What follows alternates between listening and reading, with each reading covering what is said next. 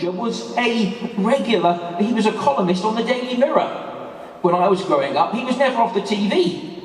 His documentaries were shown prime time. We all watched his documentaries on Vietnam, on Indonesia.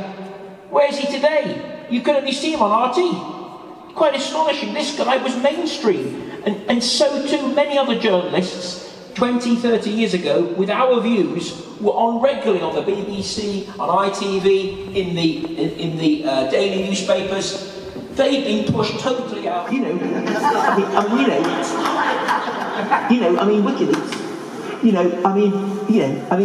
I think Julian Assange has got to stay in jail. Now, why do I say that? Because he makes it more difficult for people like me to operate. Is it empire, imperialism, or global fascism we are living under? I didn't really want to go into kind of a definitional exercise with empire and imperialism, and I think it would be a fascinating panel to have about that. But see, I look at the real toxicity as neoliberalism as an ideology, and it has become messianic.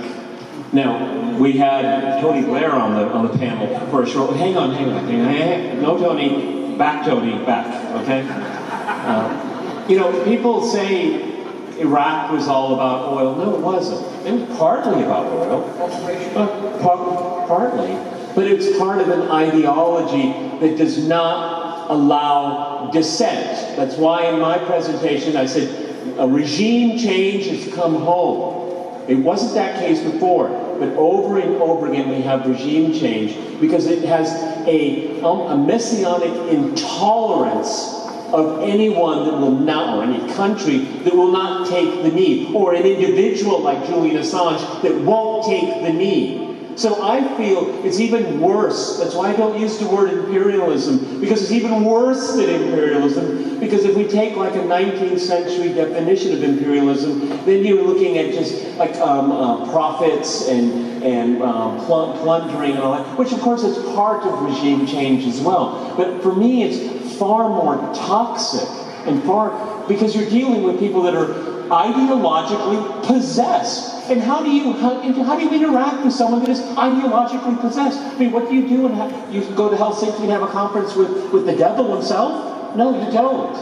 That's what makes it far worse. And that's why I was very careful in not kind of pinning down empire and imperialism, because I think we need to have a really deep discussion. Really what we have, the poverty of the situation for all of us, as a conservative, as a communist, would you call yourself? Sure, okay.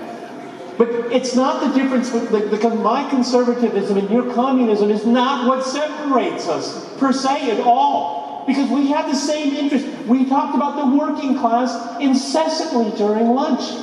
We may have different ways of getting there, but we have the same goal.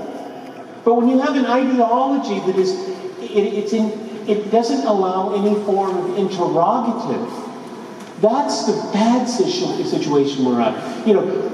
What are they going to do to Bernie? He's a communist. He likes Cuba. He had his honeymoon in the Soviet Union. What does that have to do with anything about healthcare in America? It has nothing to do with it. It's the virtue signaling that we talked about.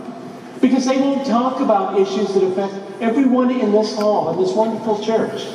They have to talk about things that are completely, I don't even give a second thought. They make us think about things that I would never think about, except for I'm told to think about it. That's the identitarian politics issue.